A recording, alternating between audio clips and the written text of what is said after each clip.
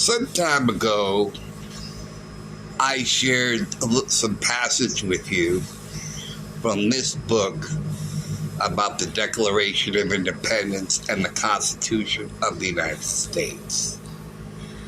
And I tell you, I finished the book, and I tell you, I know more about the Declaration of Independence and the Constitution of the United States than I ever did in school.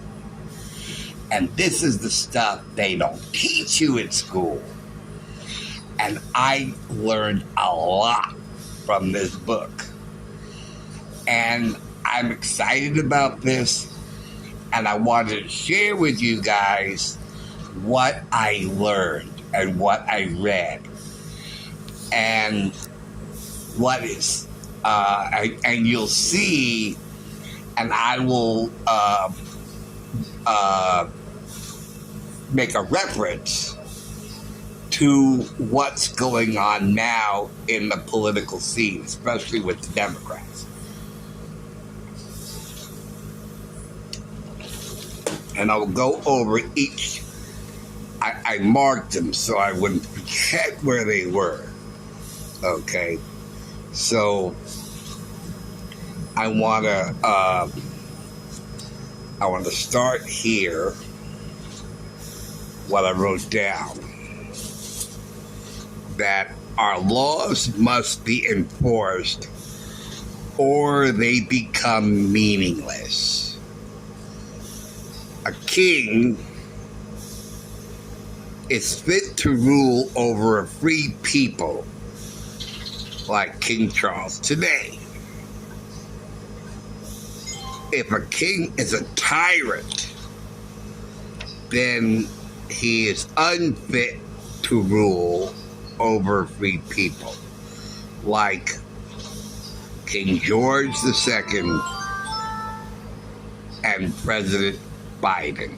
Now,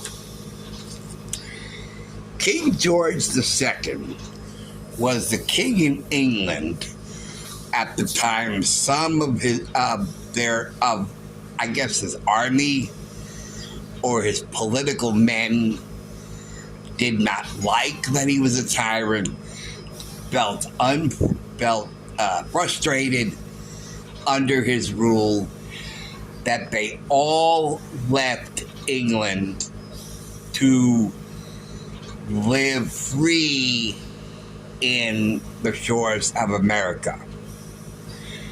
And America at this time was already dealing with colonists or colonial people of North New England. And if you think about it, a lot of some of the early references in America originate from England. For example, New England, what we call Massachusetts and Connecticut and Rhode Island and that whole area, New England from Old England, which was England. New York, for example, well, there was, I think, the House of York. Okay, somewhere in England. Okay, so it became New York. Okay, now, next thing I want to share with you, the powers of Congress. And Congress has the power to add the state's militias, which is the National Guard, to the United States military forces. If force is needed to see that a United States law is carried out or to put down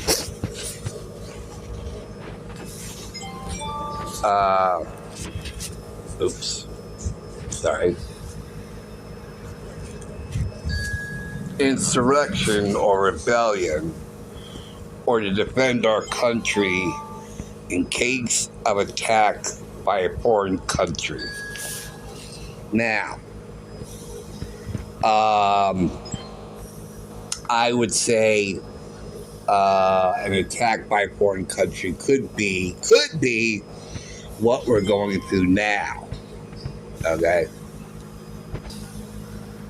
Now, an invasion is the crossing of our border by enemy troops when it might be necessary to suspend it for the protection of the people of the United States. This keeps an amount, keeps an arrested person being put in jail. Okay. Well, I just wanted to share that an invasion is a crossing of our borders by enemy troops. Now, some of these people wear camouflage. They are military men, military-aged men who are crossing our borders, and especially from enemy countries. So, what is denied Congress, okay, but it mentions an invasion which is crossing our borders by enemy troops. Now, this is extremely important, I believe. This is the duties of the president, okay? And,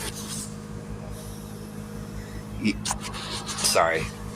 see it right there, duties of the president.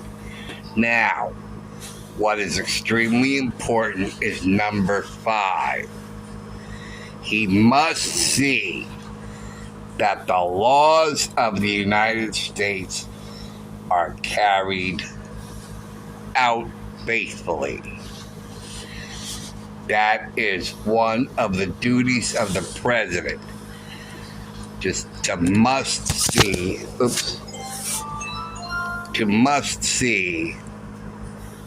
that the laws of the United States are carried out faithfully, which is something Biden is not doing. He is, in fact, going against the laws of the United States. He went against the ruling of the Supreme Court, which is a law. So he is failing in his duties to see that the laws of the United States are carried out faithfully.